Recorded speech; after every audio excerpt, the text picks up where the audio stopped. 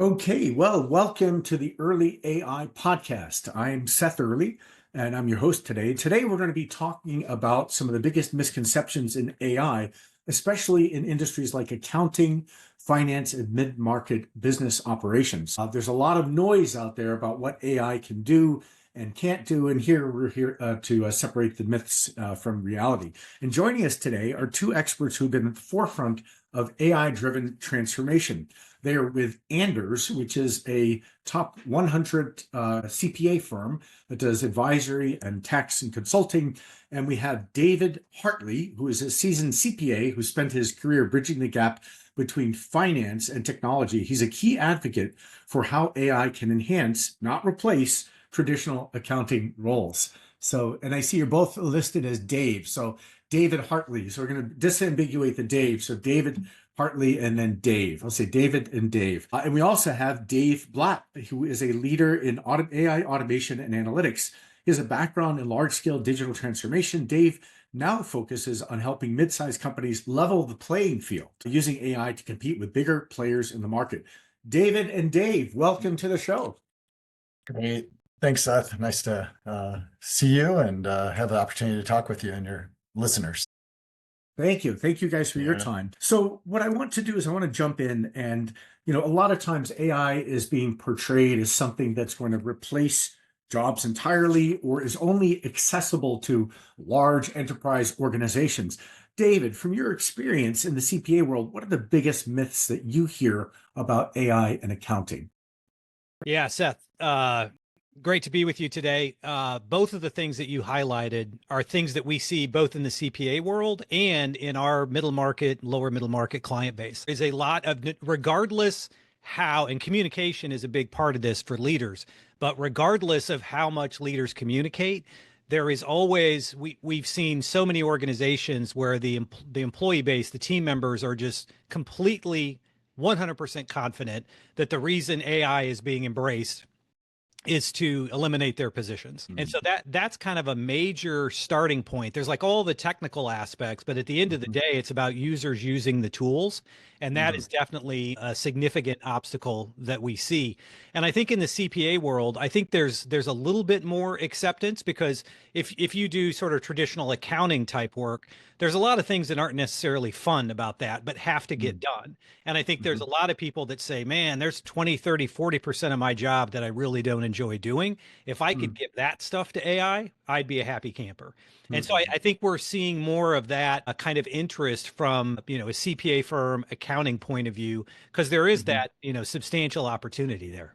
Yeah. All right. Seth, I'll add in and just to add on what David was talking about was just this adoption and this fear of the unknown. And if individuals would just, find ways to experiment and practice with some of the tools and be introduced to it at a simple level, at an individual level, we'll see more of this adoption in the mid-tier space. So, and to add on to that, in the mid-market companies, they can be hesitant because they think it's too complex or too expensive. So how do you address those concerns of those type of, following on from what you're saying to help them see AI as a practical tool rather than being overwhelmed with the challenges? Yeah, absolutely. These mid-tier firms either are afraid of AI, mainly because of this hype in the news. Several reasons. There's this hype in the news of using this language that is foreign to them, large language models, RAGs, GPUs and CPUs. And it's just that foreign language that they're just, hesitant to do that. And then we've all seen the technology hype where, many technologies come and go, but the ones that get talked up a lot failed to materialize significant business or adoption. So Bitcoin or blockchain, metaverse, you name some of these, they just haven't gotten the adoption. Right. So, in the mid-tier space, especially, they're going to be a little bit more hesitant. They don't have sometimes full-time IT staff to support it. So they're going to look at it with a little bit more skepticism, but they honestly have the most to benefit. If you think about their space, they have often less ERP systems. And so they're doing things a little bit more manual, at times working through Excel to run their business. And the impact of these tools on, an employee base of 100 or 500 employees versus 100,000 or 100,000 employees, it can be more proportionally impactful. That's a great point. And so when you start getting past those misconceptions and you start getting around the hesitancy, how do we actually apply AI in ways that make a difference for those mid-market companies? So Dave, can you walk us through some real-world AI applications in mid-size industries like construction or manufacturing? Yeah, absolutely. Let me sort of break it down a little bit so that when we do talk to our customers, we try to demystify this or take this really large topic called AI and break it up into some things that they can think of.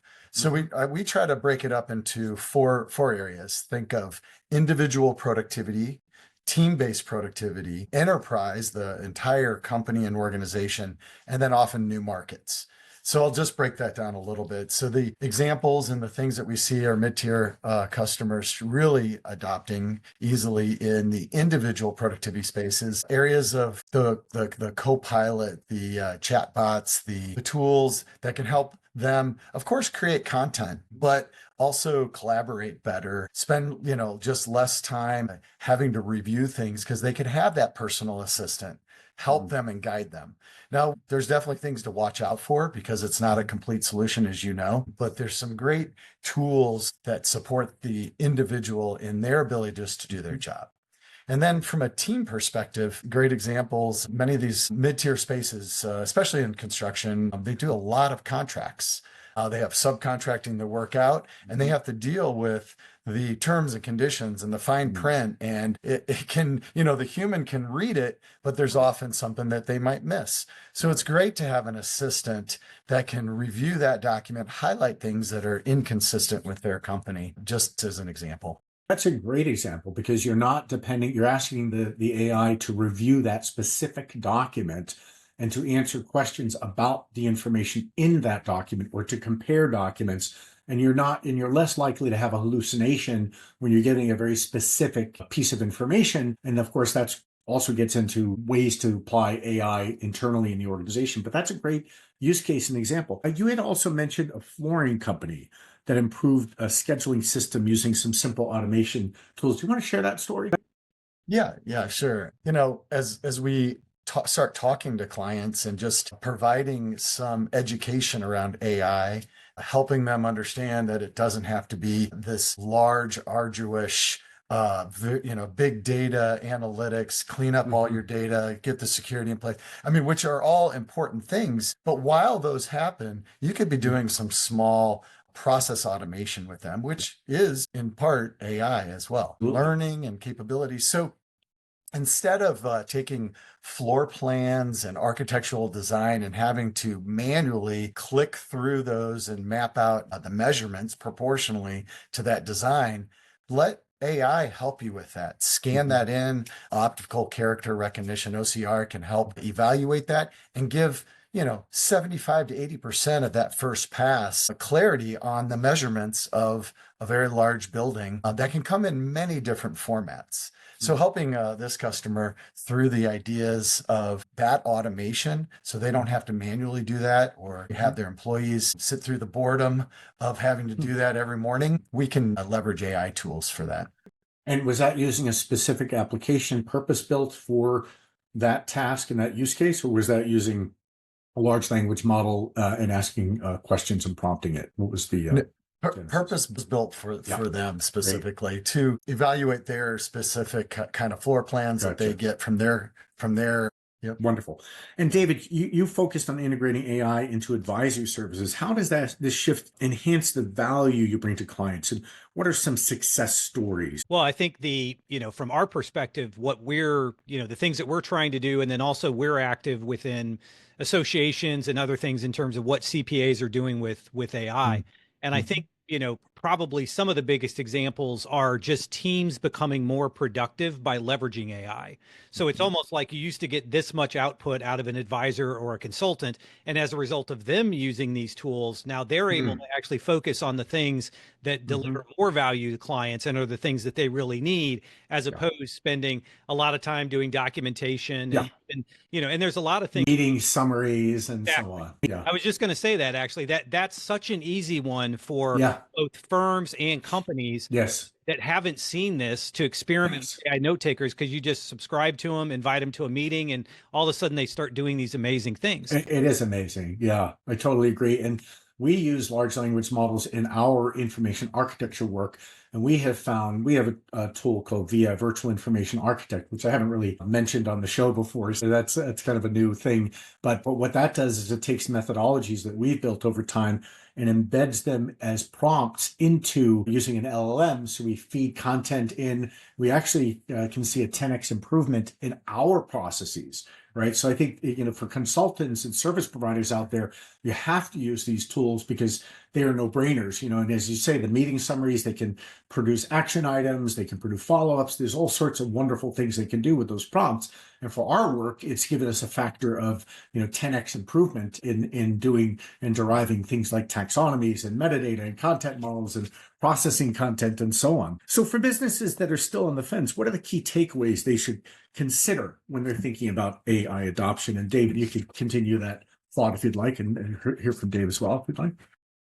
Yeah. Well, I think, as I mentioned before, that communication piece is so important. So there's like all the technical aspects that are really important, but especially in our client base, the communication is important. And just the awareness stage. A lot of companies kind of rush to a solution without necessarily spending time to socialize these concepts with team members and letting them know that, hey, we're doing this to make you more productive and make the company more successful, not to replace you. And I think a lot of those early on things are critically important, because that really sets the tone to whether people are going to embrace what you're giving them or basically stonewall it and try as best they can to get around it. So Dave, I'll let you go from here. Yeah, I think to just help the organization, many examples to start small and not make it so daunting. So think of every client, every customer that's actually a growing company is hiring employees. And if you can onboard them a little bit faster by understanding that knowledge base of who's the individuals I can talk to about this particular topic, what have we done in the past as a firm that I can use as a source of information? Just getting new employees these tools like a assistant chatbot that they can ask it questions. Those are really easy to implement. You can keep the information contained, so you don't have to do a very large security review and a very large data cleanup, just to get some of the company policies and knowledge sources into a place that a chatbot or AI can support. And so sometimes doing these small little things will help that adoption, because they just get comfortable with it. Yeah. And continuing that, when you're helping mid-sized companies implement AI, you talked about going to policy databases or knowledge bases. What are the biggest data challenges you see, and how do you start to help address those or solve those? Yeah, absolutely. I mean, like anything, like any large company or mid-sized company, that human knowledge base. Yeah, it's going to be all over the place. And so but you can move faster in the mid-tier space. You just organize the team members to, and identify where that sources of data is and information, and it can be reviewed a little bit faster. But I think all the companies have this issue around that. And so it's the security and access, both limiting that private sensitive information and doing the scans on the file stores, whether it's SharePoint or others, where you store these information and assets and data. So the security aspect of it, and then just the cleansing of it and making sure it's the most recent, because we can all see models that hallucinate. I could be working on a draft document and it could interpret my draft as something that I've already completed. Sometimes we've done, proposals where it interprets interpreted that we had done those implementations. So we help, of course, educate the fact checking that you want to do as an individual when you're working with these tools, the security aspect, and just to clean up the data. But you can start small, and then as you get some of those wins, it will be a catalyst to doing more projects and a bigger effort. And Seth, just one thing to add, I was actually visiting with a client last week, and this topic came up regarding data quality. And the answer was, and I think this is fairly typical of smaller companies, which is we really don't have the concept of master data management defined within the organization. And then also our systems have been around for a couple of decades, and 20 years ago, the fields were used for different things than they are today. So that's a real challenge in the mid-tier and lower middle market, is just it's just not clean. So they go out and they get these tools. And that's another nuance of our client base, which is a lot of times they may be architecting some things, but they're not really building things. They're mostly finding the right tools that exist and then bringing them into their environment. And of course, you can find a great tool, but if your data's poor, the tool's not going to be able to do its job. So that's a real obstacle with a lot of the clients we work with. Yeah, and one of the next things I was going to say is, how important is it to get that data foundation right, and before diving into AI, and then what are those critical steps they should take first? Yeah, I think it's obviously critical. At the same time, it can't be paralyzing. So we do try to start small with that example of a personal assistant, where you can take a subset of the information and data and start on that. And then we can architect bigger and bigger tools and capabilities and analysis from that data, so that they feel that they get some quick ROI, quick win, but yet can build and start doing a foundation of data cleanup and management. And it also sort of builds in the importance of it. If they start seeing, and the executives and all employees experience, hey, I can ask this in simple, common language, what is the latest process policy or capability for a particular area? They're more in tune to be like, okay, I see the value in getting that data cleaned up, and then it can carry some initiatives forward. We just don't want it to die on the vine before it ever gets started. Absolutely, and I think that you make a good point there, is that you can't get overly hung up in data cleanup and have to try to clean up everything. You really want to say, what's the content and the knowledge and the information I need for the specific use case, and then test that, right? So that you're getting the right answers. Because as you know, if people go in and they start using a tool, they're getting the wrong answers, then that very quickly dissipates any trust that they would have. And then once you lose trust, then you lose adoption, because people will say, oh, it's just not giving you the right information. So it's really important to stay focused on that use case and say, what is the information I need? Then test, right? Make sure that it's getting it right. So, and to your point, have you seen instances where small AI implementations led to that immediate return on investment? Are there any examples that might inspire businesses to take that first steps? Again, something that has a clear ROI. There's a soft ROI when you're doing things like summarizing meetings and action items. Anything you can point to that was a hard ROI from a small implementation? Yeah, absolutely. And it's a couple that we've mentioned, just the support you get from a personal assistant as you onboard new employees, literally seeing the time to value on that. And then, outside of this one customer that we're working with, they still get a lot of manual orders coming in for their products through email. And just instead of rekeying that in, being able to auto recognize, hey, here's the email coming in with an order, what the form looks like, getting that to auto process with a review in there. We were able to, on an annual basis, with the studying of the time and stuff, save at least 2 to 3 FTEs just on a very simple use case that we all know, and from a technical perspective, that it's relatively easy to implement. Yeah. But from a business perspective, they have that fear, that concern of, is it going to be accurate? How is it going to work? Do I really see the orders going in? And sort of, starting that small project just to get them going. And it just feels more impactful in the mid-tier space, because they may have been doing this, in a lot of our clients have doing this scheduling or order entry for 20 years the same way. So it's really enlightening, and it's such a fun thing to see this transformation when the light bulb goes on. Right. We're getting great conversations about, what is this thing with AI? And it's getting them over the hump of actually executing and starting small. So, that's what, we talk a lot about is like, don't make it too arduous and, Yep. and a big effort to get those quick wins and those small wins, because that will carry it forward. And Yeah. I was just going to add, one of the things we have to be, to answer your question, one of the things we have to be careful with is a lot of times some of that immediate ROI will be headcount savings.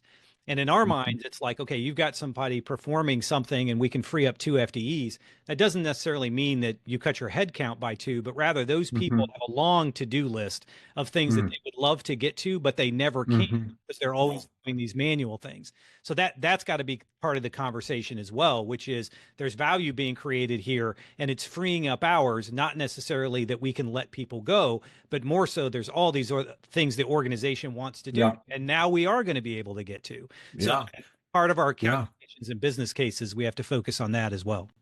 Absolutely. That's a great point because, work will always expand to take up the time allotted. So if you can reduce some of that lower value, repetitive work that is a time suck, then you get to those higher value activities and tasks. When we look at the clear ROI, easy to demonstrate and measure use cases, we call those the excuse cases, right? Because those are the ones that give you the excuse to do something bigger and something broader and to clean up the data. But you need that first reason to justify it. And that's really what you're saying is make those quick wins available, make sure people understand them, make sure they trust the system, you're getting the right results. So I just want to get some final insights. If you were advising a business just starting to explore AI, what is the very first practical step you would take? Yeah, I'll take this one, and maybe David, you can follow it up. But it's first and most important is just education and awareness, and getting the same leadership team on the same page with what it is, demystifying it, helping them understand that you can implement some of these excuse projects. I love how that you coined that, and get them awareness of how to get started, and that it's not just. It could be multiple things simultaneously without overwhelming them. So, like I had said, you can do some small AI initiatives without a very large data cleanup exercise. So get started on some of the quick wins as little personal productivity and team-based collaboration and productivity with a easy chat bot or one particular process that we can help them with.